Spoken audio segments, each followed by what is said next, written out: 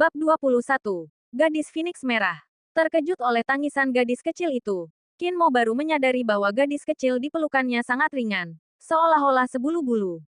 Bagaimana bisa dia seringan ini? Jantung Qin Mo berdebar kencang, dan dia segera melihat gadis kecil di pelukannya. Dia melihat bahwa gadis itu hanya mengenakan pakaian kecil, hampir setengah telanjang. Wajahnya tidak berubah, tetapi tubuhnya yang gemuk telah jauh lebih kurus. Kulitnya yang dulu putih kini bahkan lebih putih dari salju, dengan kilau yang aneh. Kulitnya terasa halus seperti krim, selembut kapas, cubitan lembut seolah mengeluarkan air. Rambut gadis kecil itu terurai di bahunya, selembut beludru. Matanya berkedip, memancarkan pesona yang memikat, seolah-olah diresapi dengan roh langit dan bumi, membuat hati bergetar. Gadis kecil ini benar-benar mahakarya kecantikan, hampir dapat diprediksi bahwa dalam beberapa tahun, dia akan menjadi wanita muda yang sangat cantik. Yang lebih mengejutkan Qin Mo adalah tanda samar di dahi gadis kecil itu, tanda Phoenix Merah Tua. Apakah seperti inilah tubuh Phoenix Merah Tua muncul di dunia? Kakak Mo, Kakak Mo. Panggilan gadis kecil itu menginterupsi pikiran Qin Mo. Ketika ia tersadar, ia memperhatikan wajah malu gadis kecil itu.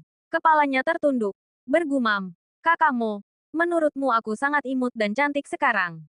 Asteris plak, asteris. Gadis kecil itu mendapat tamparan keras di dahinya dari Qin Mo. Ia kemudian merasakan sedikit kekhawatiran. Perubahan gadis kecil itu terlalu drastis, dan ia perlu menyembunyikannya.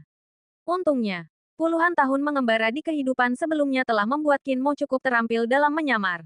Ia mengganti pakaian gadis kecil itu dengan pakaian longgar dan membuat beberapa penyamaran wajah sederhana, membuatnya tampak hampir identik seperti sebelumnya. Lebih jauh lagi, Qin Mo berulang kali menginstruksikan gadis kecil itu bahwa ia tidak boleh mengungkapkan sepatah kata pun tentang apa yang telah terjadi dalam 7 hari terakhir kepada pihak ketiga, bahkan kepada kakeknya sekalipun. Gadis kecil, rahasia ini hanya antara kau dan aku. Kau tidak boleh pernah mengungkapkannya kepada siapapun, Qin Mo memperingatkan dengan sungguh-sungguh. Rahasia kita, gadis kecil itu berkedip. Matanya berbinar-binar dengan keindahan yang memukau, dan tersenyum manis. Kakak Mo, aku mengerti. Aku tidak akan pernah menceritakan rahasia ini kepada orang ketiga seumur hidupku. Qin Mo agak terdiam. Dia merasa bahwa setelah mengaktifkan tubuh Phoenix Merah, pikiran gadis kecil itu telah jauh lebih matang. Apa yang dia pikirkan sekarang? Setelah melakukan semua ini, Qin Mo menyimpan pedang hijau sepanjang 4 kaki milik leluhurnya. Dan dia dan gadis kecil itu berulang kali mempersembahkan kurban di depan tumpukan tulang patah milik leluhur mereka, sebelum diam-diam pergi. Sesaat kemudian, muncul dari lorong dan kemudian dari ruang makam. Qin Mo menghitung waktu.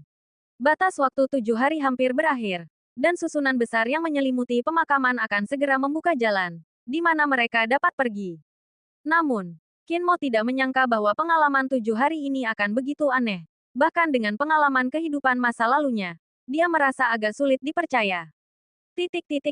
Malam, Qin Mo dan gadis kecil itu tiba di kediaman kakek mereka. Setelah batas waktu 7 hari berakhir, Qin Zengxing tentu saja harus menguji kemajuan kultivasi mereka. Moer, bagaimana kemajuan kultivasimu sejak mengarahkan Qi melalui tubuh? Tanya Qin Zengxing. Qi sejatiku telah meningkat 1 tingkat, dan sekarang aku berada di tingkat kedua seorang pendekar. Kekuatan fisik, kelincahan, dan refleksku semuanya telah meningkat pesat. Jawab Qin Mo jujur. Bahkan, jika orang lain yang menyerap benih kekuatan leluhur mereka, Qin Qishuo, kultivasi Qi sejati mereka kemungkinan akan meningkat 3 atau bahkan 4 tingkat. Namun, Qi sejati Qin Mo telah berubah menjadi Qi sejati ungu di dalam tubuhnya. Jadi, di permukaan, tampaknya kultivasi Qi sejatinya hanya meningkat 1 tingkat. Tetapi kenyataannya, Qi sejati ungu di dalam tubuhnya telah meningkat 10% penuh. Qin Mo menganggap peningkatan 20% dalam Qi sejati ungu ini jauh lebih mengejutkan daripada peningkatan 4 tingkat dalam kultivasi Qi sejati. Tingkat kedua seorang pendekar, Qin Zengxing mengangguk, mengedipkan mata kepada pelayan di sampingnya. Tuan muda, mohon maafkan saya. Lengan Diakon Yue gemetar. Lengan bajunya berkibar saat ia menyerang seperti 2 cambuk. 1 di kiri dan 1 di kanan. Menyerang Qin Mo. Ini adalah seni bela diri Diakon Yue yang paling mahir, tinju lengan besi, seni bela diri tingkat menengah.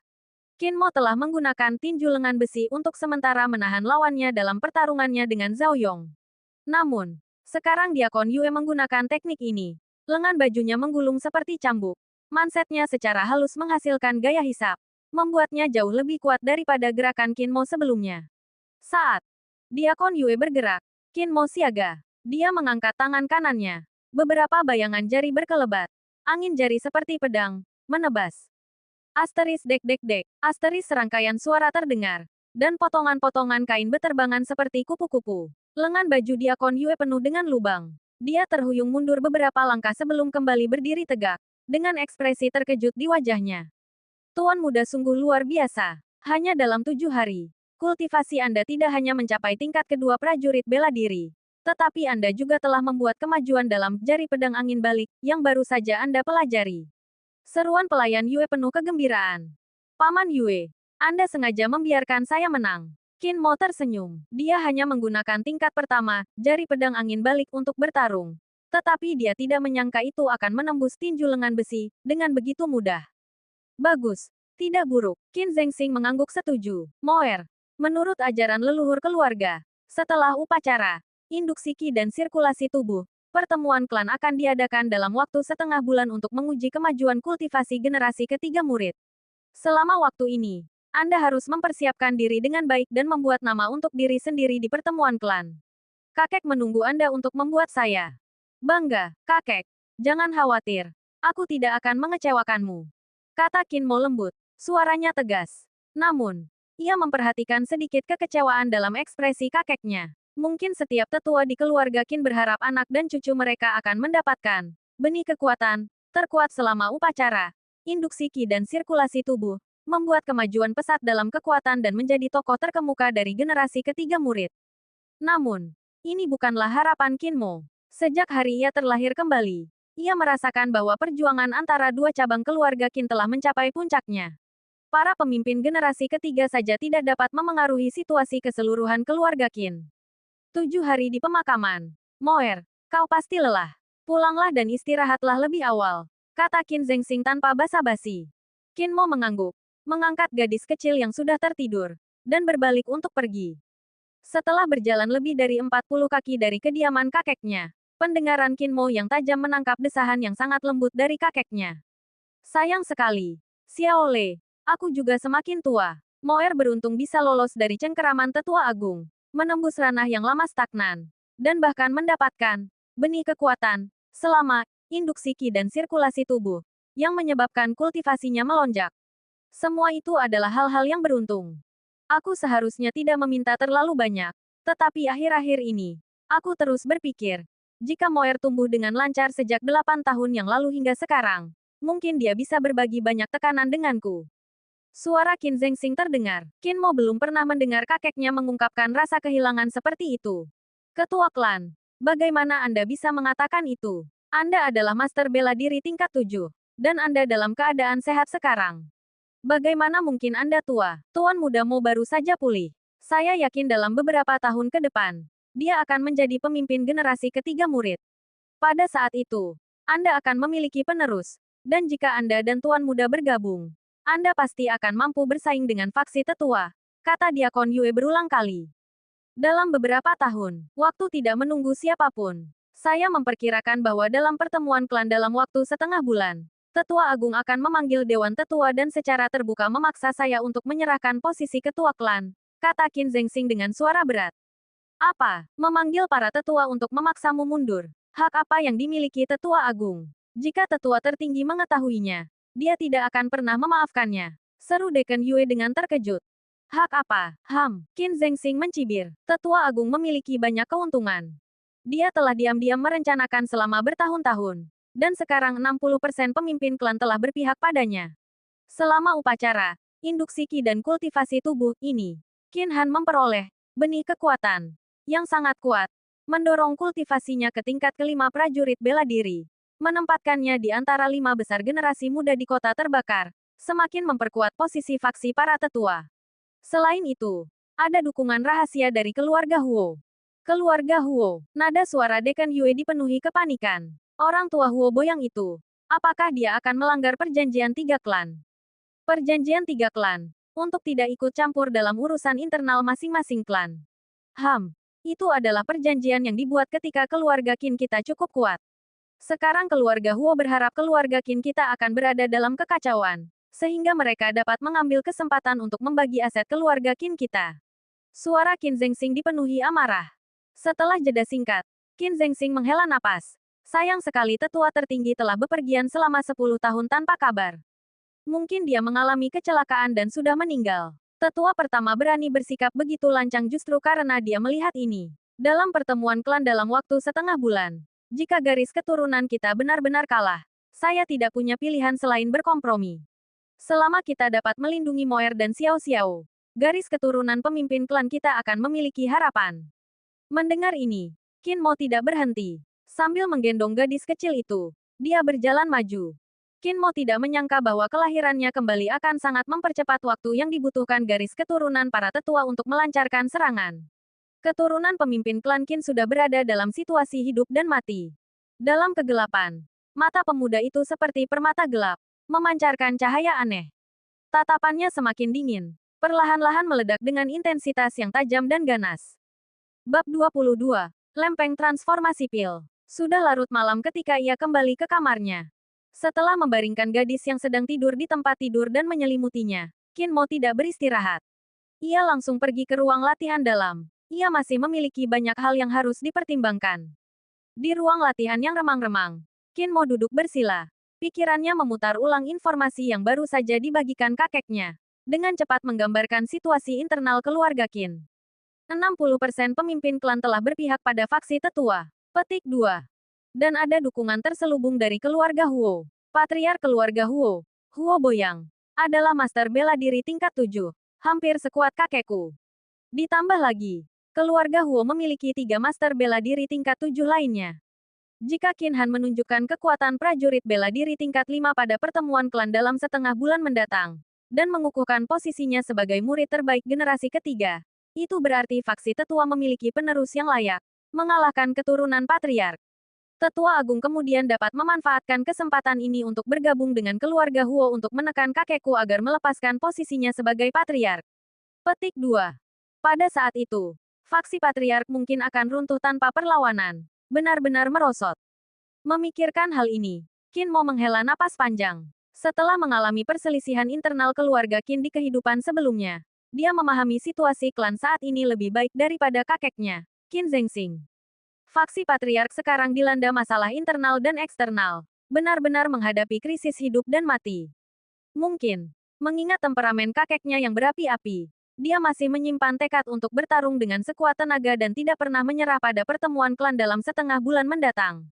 Namun, Qin Zengxing tidak pernah menyangka bahwa Tetua Agung, dengan kelicikan dan kelicikannya, telah mengatur semuanya, sehingga garis keturunan pemimpin klan tidak memiliki kesempatan untuk membalikkan keadaan. Apa yang harus kulakukan? Qin Mo merenung. Bahkan dengan pengalaman puluhan tahun dari kehidupan sebelumnya dan pemahaman yang mendalam tentang keluarga, kelahirannya kembali terlalu singkat. Kurang dari setengah bulan, membuatnya agak bingung. Benar, relik leluhur. Dari kantung harta karun abu-abunya, ia mengeluarkan pedang King Feng sepanjang 4 kaki. Dengan dentang, pedang itu dihunus. Seketika memenuhi ruangan dengan cahaya yang dingin dan menyebabkan suhu turun drastis. Pedang King Feng sepanjang 4 kaki ini, bilahnya seperti kolam, memantulkan cahaya sedingin es. Ketajamannya hampir membuat Qin Mo kehilangan pegangan pada gagangnya. Pedang tingkat roh menengah. Qin Mo cukup terkejut. Dia tidak menyangka pedang leluhurnya akan menjadi harta karun seperti itu. Namun, Qin Mo segera menggelengkan kepalanya. Meskipun pedang King Feng sepanjang 4 kaki ini adalah harta karun, pedang itu tidak berguna bagi situasi keluarga Qin secara keseluruhan. Meskipun dia memang bisa menggunakan jari pedang angin kembali sebagai teknik pedang, kultivasinya yang setara dengan prajurit berarti dia tidak bisa menggunakan senjata tingkat roh. Selain ketajamannya, senjata itu kurang efektif daripada senjata tingkat manusia. Adapun kakeknya, Qin Zengxing, dia sama sekali tidak terampil dalam ilmu pedang dan tidak bisa melepaskan kekuatan penuh pedang itu. Lebih jauh lagi, pedang leluhurnya belum bisa diungkapkan. Jika para tetua mengetahuinya, itu bisa menyebabkan masalah serius. Dengan desahan lembut, Qin Mo mengeluarkan kotak hitam dan mulai menyortir manuskrip leluhurnya, berharap menemukan sesuatu yang berguna. Sebagian besar manuskrip ini berisi gambar desain untuk benda-benda ajaib. Wawasan Qin Qishuo dari mempelajari Tiangong Kaiwu, pemanfaatan karya alam. Kegunaan cerdik dari benda-benda ini membuat Qin Mo takjub, namun, bahan-bahan yang digunakan untuk membuatnya sangat langka dan berharga. Jauh melebihi apa yang dapat ditemukan di kota Fen. Terlebih lagi, pembuatan benda-benda ini membutuhkan teknik penempaan senjata khusus, yang disebutkan dalam manuskrip tetapi tidak dijelaskan sepenuhnya. Qin Mo menyadari bahwa ia perlu membuka Tiangong Kaiwu untuk mempelajari teknik penempaan senjata secara sistematis. Bagian kecil manuskrip yang tersisa berisi diagram struktur berbagai wilayah keluarga Qin, bersama dengan diagram formasi susunan di sekitarnya, dan wawasan Qin Kishuo tentang formasi susunan. Setelah membaca manuskrip tersebut, Qin Mo menggelengkan kepalanya dengan kecewa. Meskipun manuskrip ini berharga, isinya tidak benar-benar berguna untuk situasi keluarga Qin. Kemudian, Qin Mo membuka kompartemen pertama kotak hitam itu. Di dalamnya terdapat 3 kantong kecil. Masing-masing diberi label dengan salah satu dari 3 karakter, unggul, baik, dan buruk. Membuka ketiga kantong itu satu per satu, Qin Mo menemukan bahwa semuanya berisi barang yang sama. Cakram eboni, berdiameter 1 inci dan tebal setengah inci, dengan lekukan di tengah dan pola aneh di sekitar tepinya. Setiap kantong berisi 12 cakram eboni, jelas. Ini adalah benda-benda ajaib yang dibuat oleh leluhur mereka, Qin Kishuo, yang disimpan dalam kantong yang sesuai menurut kualitasnya yang unggul, baik, dan rendah. Apa gunanya cakram eboni ini? Sambil membolak-balik manuskripnya, Qin Mo dengan cepat menemukan desain yang sesuai untuk benda ajaib ini. Setelah membaca tentang tujuannya, dia terkejut. Sebuah cakram ki pengubah dan benda ajaib seperti ini ada di dunia ini. Mengambil cakram ki pengubah dan berkualitas tinggi, Qin Mo dengan ragu-ragu meletakkan pil peningkat ki batu abu-abu ke tengah yang cekung. Seketika, pola pada cakram menyala, dan pil mulai meleleh, dengan cepat larut ke dalam cakram eboni.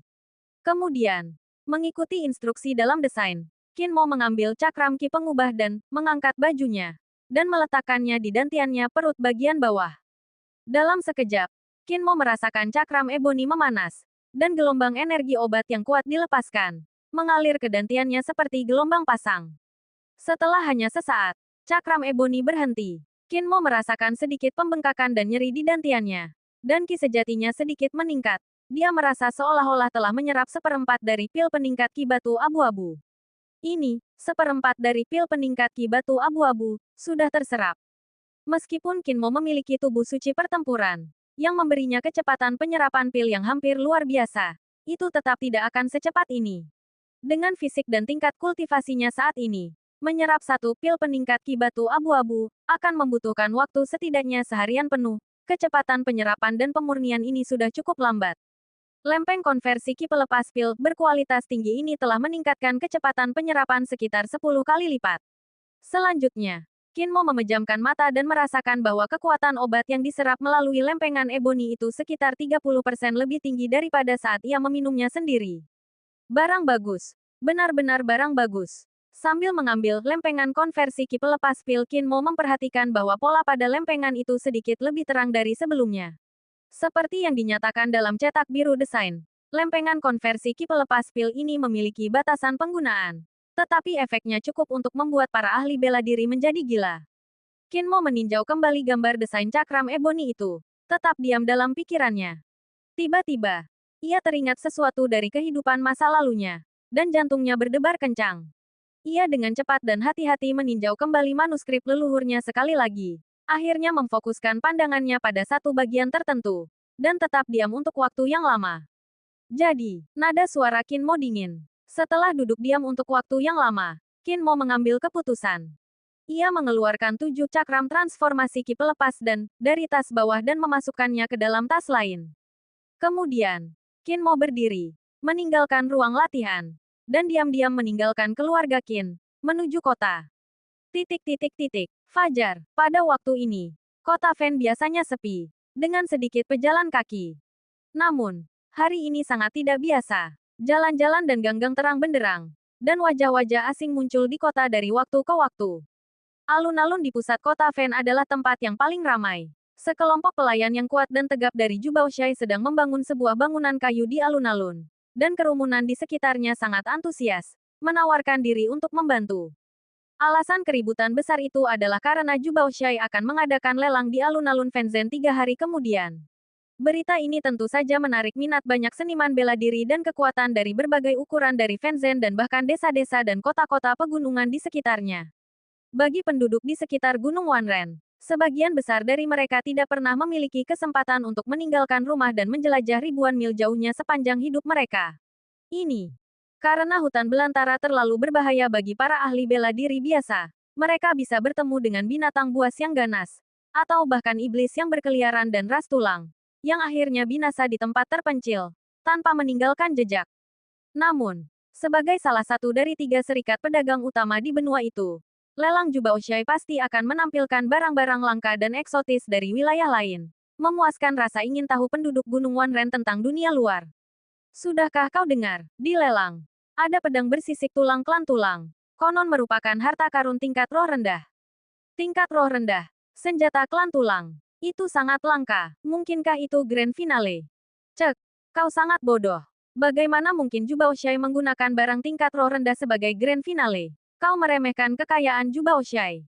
Apakah kalian belum mendengar tentang grand finalenya? Ini adalah pil tingkat roh menengah, yang dikabarkan mampu menyembuhkan meridian yang terputus sepenuhnya dan meregenerasi daging dari tulang. Suara terkejut terdengar di antara kerumunan. Pil tingkat roh menengah sangat langka. Tidak satu pun muncul di Shenzhen selama 10 tahun. Sungguh luar biasa bahwa Jubao Shai akan begitu boros, menggunakan pil tingkat roh menengah sebagai grand finale, dan pil yang dapat menyembuhkan meridian yang terputus dan meregenerasi daging dari tulang.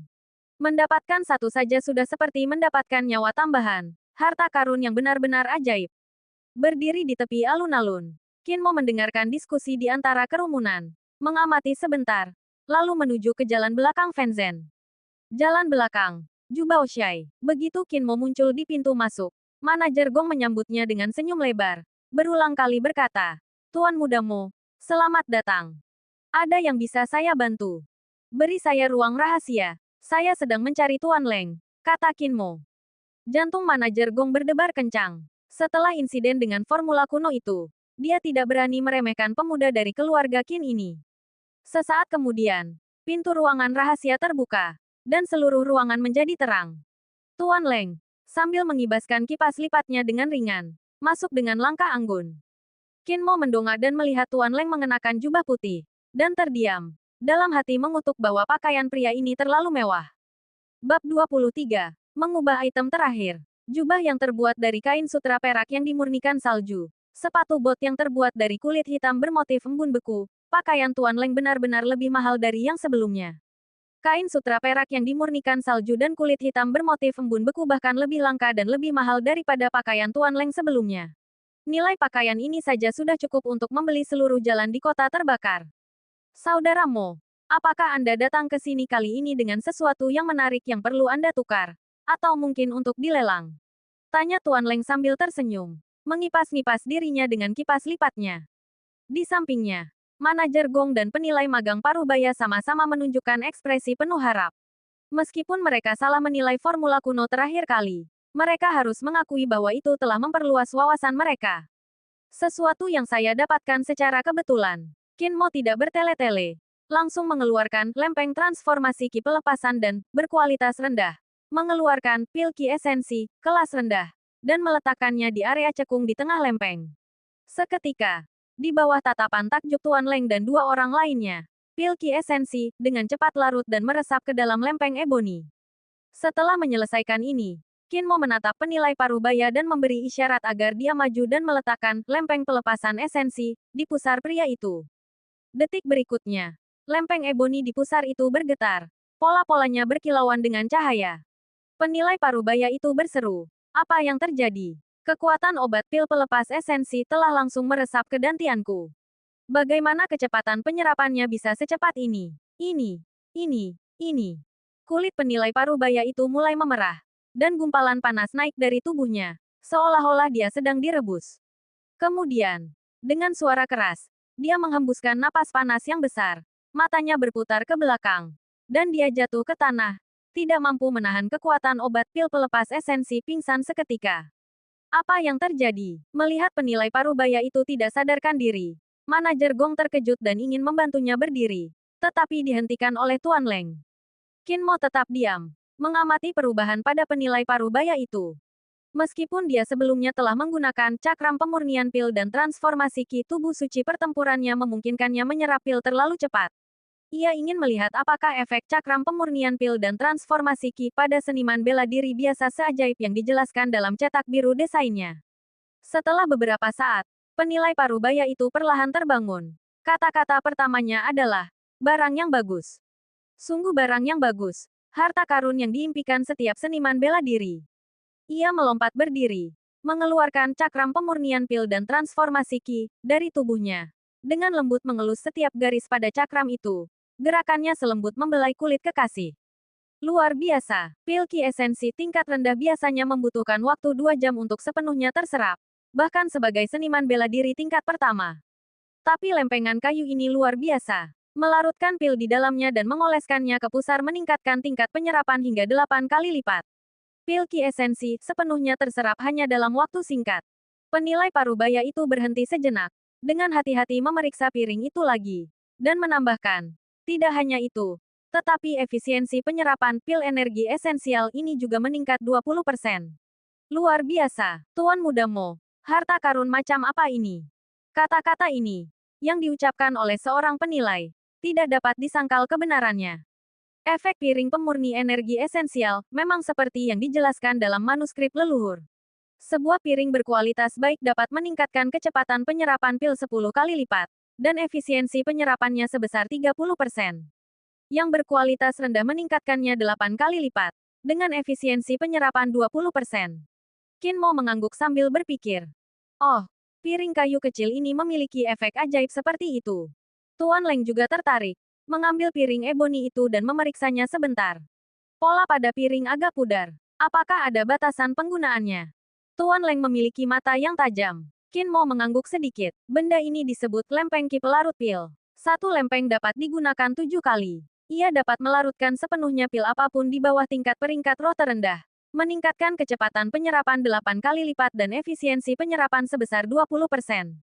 Mendengar ini, wajah manajer Gong menunjukkan keterkejutan. Dia segera menilai-nilai sebenarnya dari lempeng eboni ini. Kecepatan penyerapan pil adalah hal sekunder. Kuncinya adalah peningkatan efisiensi penyerapan sebesar 20%, yang merupakan keajaiban dari lempeng ki pelarut pil. Satu lempeng ki pelarut pil dapat digunakan 7 kali. Jika dihitung untuk pil peringkat roh tingkat rendah, itu berarti peningkatan efisiensi penyerapan sebesar 140%, setara dengan 1,5 pil peringkat roh tingkat rendah. Terlebih lagi, dengan peningkatan kecepatan penyerapan 8 kali lipat, berlatih dengan satu lempeng ki pelarut pil, setara dengan setengah tahun latihan bagi seorang seniman bela diri biasa. Satu cakram eboni dapat digunakan untuk kultivasi selama setengah tahun, kata manajer Gong dengan bersemangat, sambil menatap Qin Mo. Qin Mo mengangguk dan berkata, saya juga memiliki 6 cakram transformasi dan, di sini. Manajer Gong dan penilai parubaya itu merasakan sesak di dada mereka, seolah-olah mereka tercekik. 6 cakram transformasi dan bisa setara dengan 3 tahun kultivasi bagi seorang seniman bela diri biasa. Nilainya sulit diperkirakan.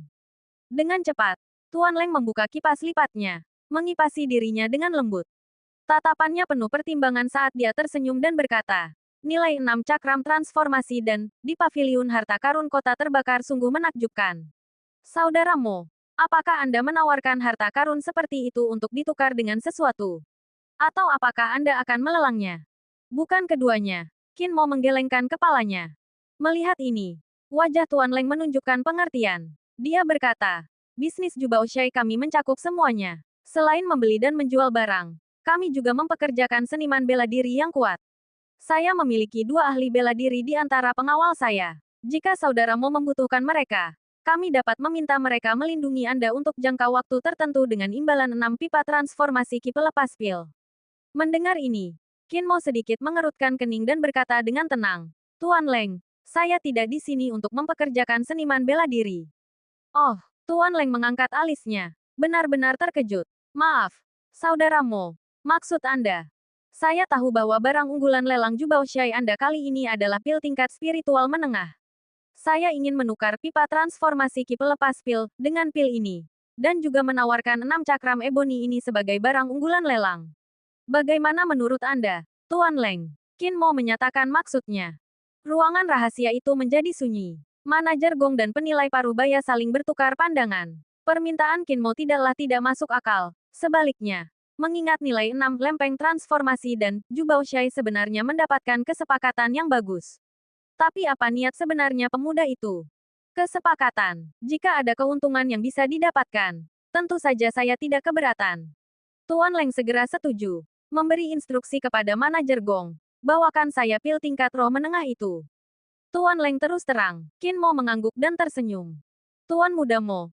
Lempeng transformasi dan Anda. Penilai Parubaya itu buru-buru melangkah maju. Mempersembahkan lempeng eboni bekas. Meskipun sudah digunakan, lempeng itu masih bisa digunakan 6 kali lagi. Membuatnya masih sangat berharga. Qin Mo melambaikan tangannya. Berkata, simpan ini untuk Zhu Baoshai sebagai sampel. Ngomong-ngomong, bolehkah saya bertanya nama Anda? Ya, Tuan Muda Mo sangat murah hati. Saya Tangxi, penilai Parubaya. Tangxi, dengan cepat memperkenalkan dirinya, agak tersanjung. Sesaat kemudian, manajer Gong membawa sebuah kotak brokat. Di dalamnya terdapat satu pil berwarna putih susu dengan pola merah darah samar, yang mengeluarkan aroma aneh. Pil pengubah daging dan tulang meridian. Pil tingkat roh menengah. Kakak Mo, tolong simpan baik-baik. Tuan Leng menyerahkan kotak itu. Qin Mo mengangguk. Tidak berkata apa-apa lagi. Mengambil kotak itu. Menyimpannya dengan hati-hati. Dan meninggalkan Zhu Baoshai. Di ruangan terpencil itu, penilai Parubaya Tangxi memeriksa ke-6 cakram eboni tersebut. Setelah memastikan keasliannya, ia berseru dengan gembira. Dengan ke-6 cakram dan huaki ini sebagai puncak lelang, pasti akan menimbulkan sensasi. Reputasi cabang Zhu Baoshai kita di Fenzhen akan semakin meningkat. Tuan muda keluarga Qin ini benar-benar luar biasa. Berhasil menghasilkan harta karun seperti ini 2 kali. Mungkinkah setelah serangannya ke Gunung Wanren dan jatuh dari tebing beberapa hari yang lalu, ia mengalami petualangan yang menakjubkan? Manajer Gong berspekulasi. Kisah jatuhnya Qin Mo dari Gunung Wanren dan terobosan selanjutnya ke alam prajurit bela diri telah menyebar ke seluruh Fenzhen, menjadi topik pembicaraan banyak orang. Pada saat ini, manajer Gong dan Tangxi melihat ekspresi acuh tak acuh dan keheningan Tuan Leng. Keduanya gemetar dan tidak berani berbicara. Mereka mengutuk diri sendiri dalam hati. Bagaimana mungkin Tuan Leng, dengan statusnya, tertarik pada urusan Fenzhen? Berbicara di depannya akan dengan mudah membuatnya kesal. Tanpa diduga, Qin Mo telah mengejutkan saya 2 kali berturut-turut. Melihat ke arah Qin Mo menghilang melalui ambang pintu, Tuan Leng berkata, Manajer Gong, Anda mengatakan terakhir kali bahwa faksi patriar keluarga Qin menghadapi masalah internal dan eksternal. Dan mungkin dipaksa oleh faksi tetua untuk melepaskan posisi patriark pada pertemuan keluarga Qin yang akan datang, sehingga benar-benar melemahkan mereka. Apakah itu benar? Ya, berita itu memang benar. Faksi tetua keluarga Qin telah diam-diam bergabung dengan keluarga Huo, dan hasil dari pertemuan keluarga Qin yang akan datang sudah dapat diprediksi. Manajer Gong membungkuk dan menjawab. Aneh, Tuan Leng mengibaskan kipas lipatnya perlahan, tenggelam dalam pikiran. Awalnya saya mengira tujuan Qin Mo kali ini adalah untuk menyewa beberapa ahli bela diri sebagai bala bantuan untuk faksi patriark dengan imbalan 6 lempeng transformasi dan tanpa diduga, tindakannya seperti ini, yang menurut saya agak membingungkan. Qin Mo masih muda, baru 14 tahun. Dia mungkin bahkan tidak tahu situasi sebenarnya dari keluarga Qin, kata manajer Gong. Mendengar ini, Tuan Leng menggelengkan kepalanya sedikit. Senyum muncul di wajahnya. Senyum yang begitu indah hingga membuat wanita pun iri. Dia bergumam. Menarik, sungguh menarik. Sepertinya aku harus tinggal di kota terbakar beberapa hari lagi. Sampai setelah pertemuan keluarga Qin, sebelum pergi. Bab 24, Guru Hu. Selama 3 hari berikutnya, kehidupan Qin Mo cukup tenang dibandingkan dengan hiruk-pikuk kota terbakar. Ia menghabiskan hari-harinya untuk berlatih, menggunakan cakram transformasi kipil pelepasan tingkat tinggi, yang memungkinkan kultivasinya berkembang pesat. Hanya dalam 3 hari, kultivasi ki sejatinya mencapai ambang batas tahap ketiga seni bela diri. Namun, tingkat konsumsi pil peningkat ki batu abu-abu juga mencengangkan. Hanya dalam 3 hari, Qin Mo hanya memiliki 2 pil tersisa. Tentu saja, peningkatan pesat dalam kultivasi ki sejati ini bukan sepenuhnya karena cakram eboni dan kultivasinya yang tekun. Alasan lain adalah bahwa setelah ritual, pengarahan ki dan sirkulasi tubuh, sebagian dari benih kekuatan leluhurnya tetap ada, secara bertahap berpengaruh di dalam tubuhnya, menyebabkan kekuatannya meningkat pesat, memasuki periode kemajuan yang cepat. Selain berkultivasi ki sejati, Qin Mo menghabiskan sisa waktunya untuk mengasah jari pedang angin kembali, sebuah keterampilan bela diri yang tingkat ketiganya sangat kuat. Akan sangat sulit baginya untuk menguasai tingkat ketiga jurus jari pedang dalam waktu singkat. Mengenai kultivasi gadis kecil itu, Qin Mo berhenti mendesaknya. Setelah mengaktifkan tubuh Phoenix Merah, gadis kecil itu meningkat setiap hari. Baik itu kebugaran fisik, enam indera, reaksi, atau bahkan kemampuan mentalnya. Dia tampaknya terus meningkat. Kemajuan yang menakjubkan ini membuat Qin Mo terdiam. Menurut prediksi Qin Mo, kemajuan gadis kecil itu hanya akan melambat dan mencapai periode stabil setelah tubuh Phoenix Merah sepenuhnya aktif. Adapun malam hari, Qin Mo menghabiskannya mempelajari manuskrip leluhurnya, mempelajari wawasan leluhurnya tentang formasi. Dalam kehidupan sebelumnya, untuk memulihkan tubuhnya, Qin Mo banyak membaca dan mendalami banyak bidang. Oleh karena itu, membaca manuskrip formasi leluhurnya sama sekali tidak sulit, bahkan, pemahamannya tentang formasi dalam banyak aspek bahkan lebih mendalam daripada leluhurnya, Qin Qishuo. Dari manuskrip formasi, Qin Mo menyimpulkan bahwa penelitian leluhurnya tentang formasi telah mencapai tingkat atas alam fana. Tetapi karena pemahamannya tentang pemanfaatan karya alam, ia juga dapat membuat beberapa formasi tingkat spiritual yang lebih rendah. Dengan demikian, jelas bahwa 150 tahun yang lalu, seniman bela diri terkuat di kota terbakar adalah leluhurnya, Qin Qishuo. Sayang sekali keluarga Qin hanya berdiri selama 10 tahun sebelum leluhur mereka meninggal secara tak terduga. Jika tidak, keluarga Huo dan Dong tidak akan ada di kota Fen sekarang. Pada hari ketiga siang hari, cuaca cerah dan udara musim gugur terasa segar. Jalan-jalan di kota Fen ramai dengan orang-orang, dan bahkan pasar tahun baru pun tidak dapat menandingi pemandangan yang meriah. Di antara kerumunan, seorang gadis kecil yang mengenakan jubah besar melihat sekeliling dengan rasa ingin tahu. Di belakangnya, Qin Mo tampak tak berdaya. Awalnya, Qin Mo ingin melanjutkan kultivasi dan datang ke kota untuk lelang di malam hari. Tetapi gadis kecil itu sudah terkurung di rumah selama hampir 3 hari dan tidak tahan lagi. Sebelum tengah hari, dia menyeretnya keluar pintu. Kakak Mo, aku mau ini, itu, dan ini. Para pedagang kaki lima memiliki beragam barang dagangan, bahkan lebih banyak dari sebelumnya, yang membuat gadis kecil itu terpesona, karena dia ingin membeli semua barang yang menarik. Qin Mo selalu mengabulkan permintaan Qin Xiao Xiao. Selain kakeknya, sepupu kecil ini adalah orang terdekatnya di dunia. Jadi dia tentu saja berusaha sebaik mungkin untuk memuaskannya. Di tengah jalan, kantong gadis kecil itu sudah penuh sesak, yang membuatnya kesal. Dia bergumam bahwa seharusnya dia membawa tas yang lebih besar. Baiklah, gadis bodoh. Akan ada lebih banyak barang menarik di lelang malam ini, kata Qin Mo dengan penuh pengertian. Gadis kecil itu mengangguk. Pipinya merona di bawah jubah, memancarkan pesona ceria yang sangat menggemaskan. Qin Mo diam-diam kagum melihat betapa banyak perubahan pada gadis kecil itu, kecuali wajahnya. Tubuhnya yang dulu gemuk kini hanya sedikit berisi, kulitnya sehalus giok, dan ia tumbuh lebih tinggi hanya dalam beberapa hari. Itulah mengapa Qin Mo menyelimutinya dengan jubah untuk mencegah siapapun menyadari sesuatu yang tidak beres. Lagi pula, kekuatan gadis kecil itu saat ini paling banter setara dengan seorang ahli bela diri tingkat prajurit. Jika orang tahu dia memiliki fisik Phoenix merah, siapa yang tahu masalah apa yang akan ditimbulkannya? Tepat saat itu, dia tiba-tiba mendengar gadis kecil itu berseru, "Pembohong! Pembohong tua berjanggut itu, Kakak Mo, kita tidak bisa membiarkannya lolos kali ini. Kita harus memberinya pelajaran." Sebelum Qin Mo sempat bereaksi, gadis kecil itu sudah meraih lengannya dan berlari menuju gang gelap di sisi jalan. Sebuah kekuatan aneh datang dari lengannya, dan Qin Mo merasa tubuhnya hampir terlempar ke samping. Dia tidak bisa menahan senyum getir pada dirinya sendiri. Kekuatan gadis kecil ini agak berlebihan. Mendongak, Qin Mo melihat sesosok figur menyelinap pergi di gang yang remang-remang. Ia menarik napas dalam-dalam dan mengulurkan tangan untuk mengangkat gadis kecil itu. Seketika, energi sejatinya mengalir melalui tubuhnya, dan ia mengaktifkan teknik pergerakannya. Tubuhnya menjadi ringan, dan ia melayang ke udara seperti angsa liar yang terbang melintasi langit.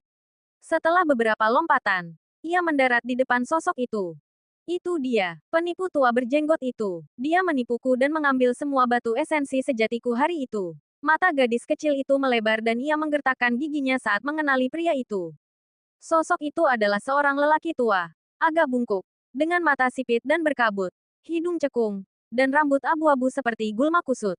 Ia memiliki jenggot yang melengkung. Di tangannya yang layu dan seperti ranting, ia membawa bungkusan kain besar berwarna merah marun. Ia tampak sangat menyedihkan. Dihalangi oleh Qin Mo dan temannya, lelaki tua itu merasakan bahaya. Berbalik untuk melarikan diri. Tetapi beberapa jari melengkung seperti pedang melesat ke atas, melesat di udara, mengirimkan serpihan batu beterbangan. Sebuah lingkaran yang terlihat jelas muncul di tanah di sekitarnya, membuat lelaki tua itu sangat ketakutan sehingga ia langsung membeku. Jangan terburu-buru pergi. Jika ini salah paham, aku akan membiarkanmu pergi, kata Qin Mo dengan tenang. Nadanya tidak memberi ruang untuk bantahan. Dasar lelaki tua jahat. Kembalikan batu esensi sejati yang kau curi dariku hari itu. Atau kalau tidak. Gadis kecil itu menunjuk lelaki tua berjanggut itu. Ingin mengatakan sesuatu yang kasar. Tetapi dia belum pernah mengancam siapapun seperti ini sebelumnya. Setelah berpikir lama, dia akhirnya berkata dengan marah. Kalau tidak, aku tidak akan membiarkanmu lolos begitu saja. Titik petik 2. Pria tua berjanggut itu terdiam sejenak. Dengan saksama mengamati gadis kecil itu. Lalu memukul dadanya dan menghentakkan kakinya. Berteriak, tidak bersalah. Adikku, bukankah aku bilang batu esensi sejatimu ada beberapa kekurangan hari itu? Dan memintaku untuk memeriksanya, kan? Gadis kecil itu berpikir sejenak dan mengangguk mengakui. Benar, itu yang kau katakan. Jadi aku memberikannya padamu. Ya, tapi setelah aku mendapatkannya. Karena keramaian, kita terpisah dan tersesat. Jadi, aku benar-benar tidak bermaksud mencuri batu esensi sejatimu. Adikku, pikirkan lagi. Bukankah ada terlalu banyak orang di jalan hari itu? Pria tua berjanggut itu berulang kali menyatakan bahwa dia tidak bersalah. Sepertinya ada cukup banyak orang hari itu. Aku berbalik dan kau menghilang. Gadis kecil itu memikirkannya. Dan sepertinya memang begitu. Baiklah kalau begitu. Selama kau mengembalikan batu esensi sejati itu kepadaku, aku tidak akan mempermasalahkan ini lagi. Gadis kecil itu cemberut. Pria tua berjanggut itu merentangkan tangannya, tampak sedih, dan berkata, aku mencarimu lama sekali hari itu, adikku, tapi aku tidak bisa menemukanmu. Kupikir aku tidak akan pernah melihatmu lagi. Jadi, aku menghabiskan batu esensi sejati itu. Kau, gadis kecil itu menunjuk pria tua itu, terlalu marah untuk berbicara.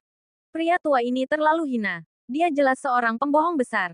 Qin Mo mendengarkan seluruh cerita dan hanya bisa menggelengkan kepalanya tanpa daya. Gadis kecil ini terlalu mudah tertipu. Batu esensi sejati yang rendah kualitasnya memang rendah. Mereka memiliki kekurangan bawaan. Dia dengan bodohnya menyerahkannya kepada orang lain. Namun, Qin Mo hanya berdiri diam tanpa membantu. Gadis kecil itu akhirnya harus tumbuh dewasa. Dia harus belajar menangani banyak hal sendiri. Aku tidak peduli. Kalau kau, Pak Tua, sudah menghabiskan semua batu esensi sejatimu, gunakan saja sesuatu yang lain untuk menggantinya. Gadis kecil itu memikirkan solusi ini. Sesuatu yang lain untuk menggantinya. Pria tua berjanggut itu menggeledah pakaiannya sebentar dan mengeluarkan seekor kutu. Apakah ini cukup? Petik 2. Petik 2. Qin Mo terdiam. Dia berusaha keras untuk menekan keinginan untuk memukulnya. Pria tua berjanggut ini bukan hanya penipu tetapi juga bajingan.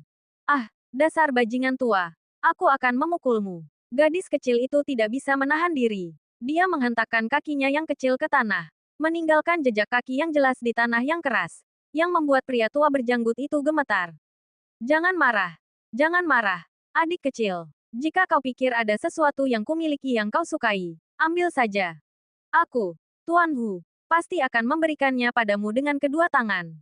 Pria tua berjanggut itu berkata dengan tergesa-gesa. Apa yang bisa dimiliki orang tua sepertimu? Gadis kecil itu memandang Tuan Hu dari atas ke bawah. Merasa sangat sedih tetapi tidak mau menyerah. Pandangannya beralih dan tertuju pada bungkusan kain merah marun di tangan lelaki tua itu. Buka dan biarkan aku melihatnya. Aku ingin memilih barang yang paling mahal, kata gadis kecil itu dengan kesal. Bungkusan itu dibuka. Dan meskipun berisi cukup banyak barang, semuanya compang camping dan usang. Bahkan dengan mata Qin Mo yang jeli, dia tidak dapat menemukan satu pun barang berharga. Adik kecil, jangan malu. Pilih apapun yang kamu suka. Kata Tuan Tua Hu dengan senyum lebar, sangat menjilat. Qin Xiao Xiao tercengang. Dia tidak menyangka bungkusan sebesar itu berisi barang-barang rongsokan. Apa yang bisa dipilih atau diambil? Namun, Ditipu dan diejek oleh lelaki tua yang mesum seperti itu membuatnya semakin kesal. Dengan cemberut marah, dia berjongkok dan mulai menggeledah barang-barang rongsokan itu. Mencoba menemukan sesuatu yang berharga untuk membuat dirinya merasa lebih baik. Bab 25. Permainan catur dan kartu. Setelah mencari cukup lama, Qin Xiao Xiao akhirnya menemukan papan catur tua. Papan catur ini sangat aneh, jenis catur yang belum pernah dilihatnya sebelumnya. Dan karena terbuat dari kayu besi, harganya cukup mahal. Baiklah, anggap saja ini sebagai kompensasi. Gadis kecil itu menghela napas, merasa diperlakukan tidak adil. Hah, papan catur ini. Mata Qin Mo membelalak kaget. Dia tidak menyangka akan melihat papan catur seperti itu di kota Fen. Tiba-tiba, serangkaian ratapan dan tangisan kesengsaraan bergema dari gang gelap. Pak Tuahu, dengan janggutnya, menggenggam erat papan catur itu. Menolak untuk melepaskannya seolah-olah itu adalah harta paling berharganya. Membuat gadis kecil itu bingung. Adikku, dulu, aku mengembara selama lebih dari 10 tahun di dinginnya utara yang jauh. Dan papan catur ini selalu bersamaku. Ini seperti keluarga bagiku. Bisakah kau tega mengambilnya dariku? Saat berbicara, suara Pak Tuahu tercekat oleh isak tangis. Air mata mengalir di wajahnya. Dan dia benar-benar tidak mampu berbicara. Ekspresi sedihnya sangat menyentuh hati. Gadis kecil itu bingung, merasa iba, tetapi juga memiliki firasat bahwa bajingan tua ini sedang menipunya. Di sampingnya, Qin Mo mengusap dahinya, menghela napas dalam hati. Ternyata Tuan Tuahu ini bukan hanya penipu dan bajingan, tetapi juga orang yang sangat pelit. Papan catur dari kayu besi ini bahkan tidak sebanding dengan dua batu esensi sejati berkualitas rendah. Namun lelaki tua itu masih tidak mau menyerahkannya. Pada saat ini, Tuan Tuahu tiba-tiba meluruskan ekspresinya dan berkata dengan solemn, "Adikku, papan catur ini seperti keluarga bagiku. Sungguh memilukan untuk menyerahkannya kepadamu seperti ini. Namun, aku juga salah dulu. Bagaimana kalau kita bermain catur? Jika kau menang, kau bisa memberikan papan catur ini kepadaku dengan kedua tanganmu. Itu akan menjadi caraku untuk menghargai papan catur ini. Bagaimana menurutmu?" Ia meletakkan papan catur di tanah, duduk bersila, dan menirukan sikap seorang master catur.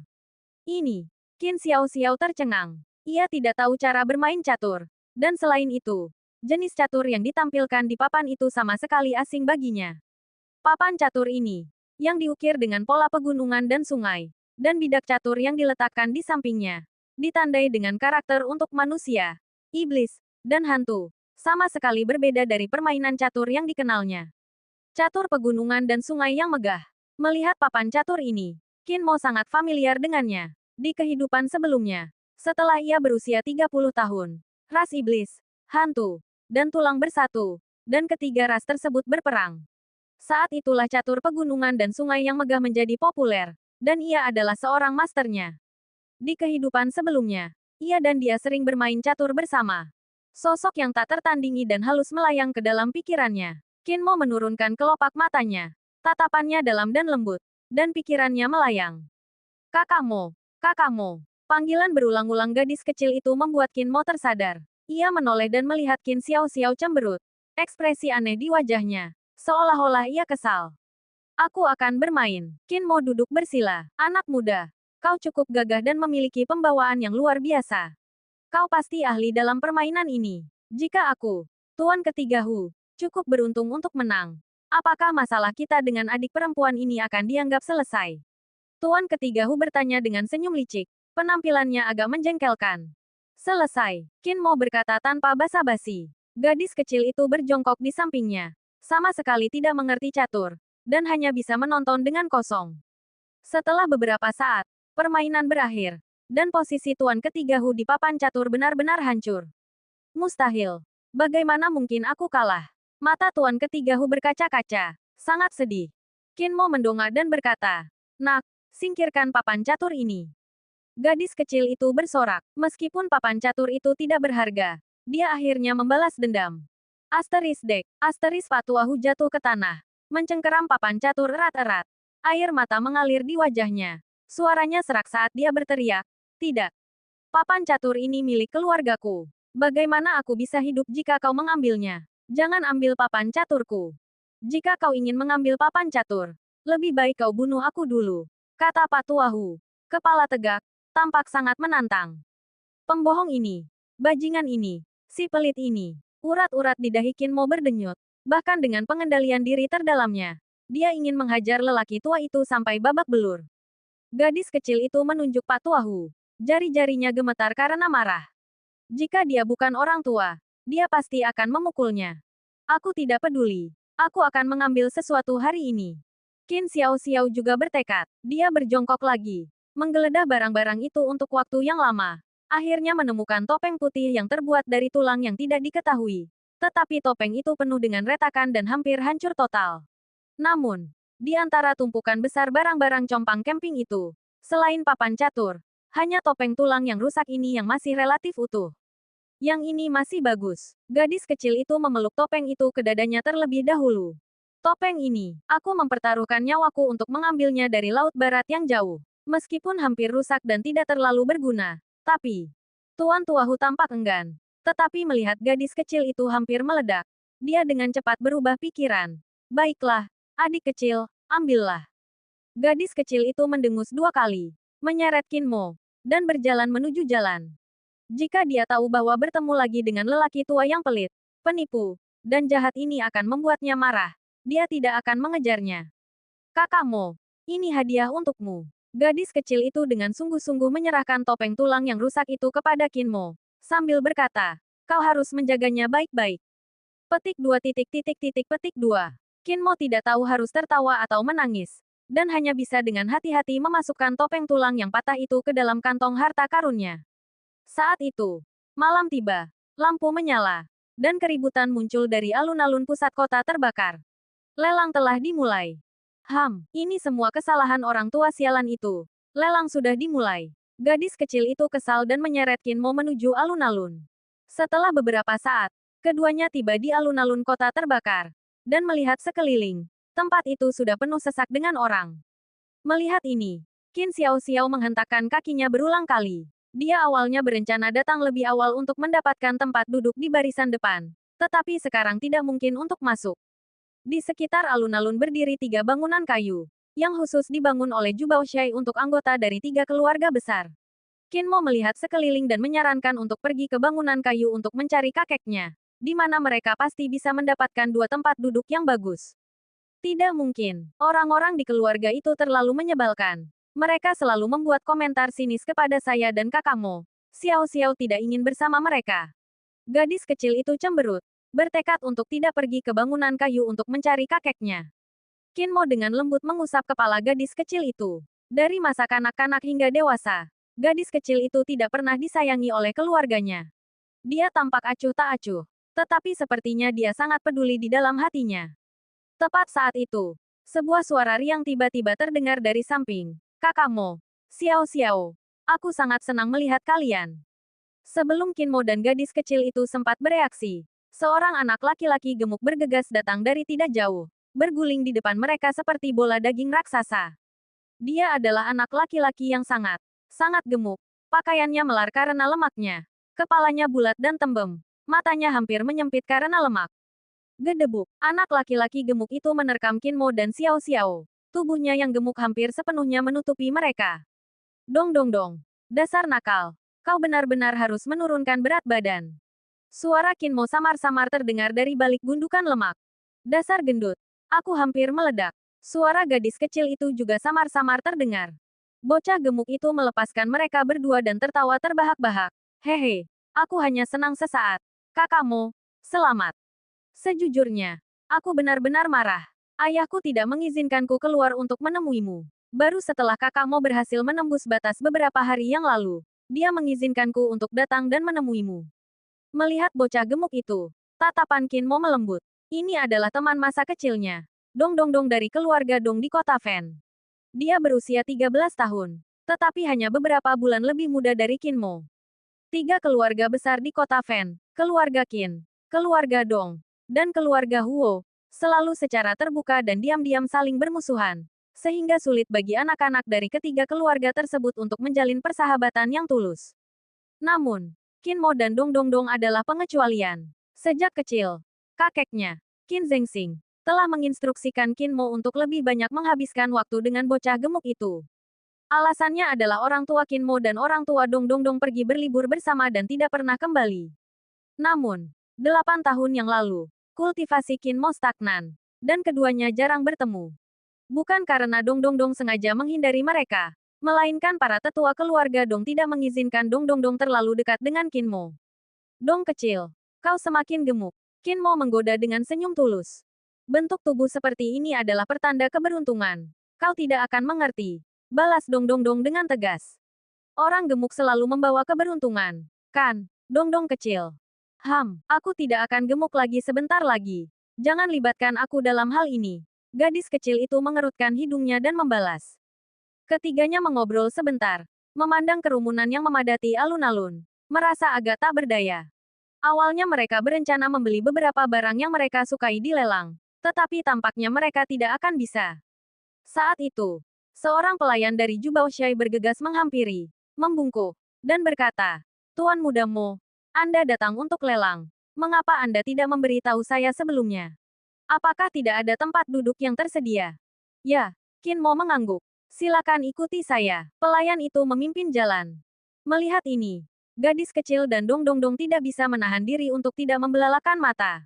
Mereka tidak mengerti mengapa pelayan dari Jubaoshai begitu hormat kepada Qin Mo.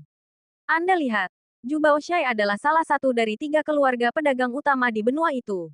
Dibandingkan dengan itu, 3 keluarga besar Fenzhen seperti kunang-kunang dibandingkan dengan bulan. Bahkan cabang kecil Jubaoshai di Fenzhen adalah tempat yang tidak berani dimasuki atau ditinggalkan begitu saja oleh para pewaris muda dari 3 keluarga besar. Barang-barang di sana umumnya tidak terjangkau bagi mereka.